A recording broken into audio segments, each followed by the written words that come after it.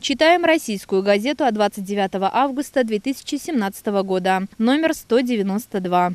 Статья «Карьера по горизонтали». Министр образования и науки Ольга Васильева рассказала, какую карьеру теперь можно сделать в школе. В проекте профстандарта педагога добавилось должности старшего и ведущего учителей. Иными словами, учителя-методиста и учителя-наставника. В этой новой системе учительского роста будет большая перспектива для молодых. Профессиональный рост учителя зависит от базового образования. Но важно и другое, куда двигаться дальше. Надо сделать так, чтобы педагоги стремились к повышению квалификации, рассказала министр на круглом столе, где обсуждался стандарт.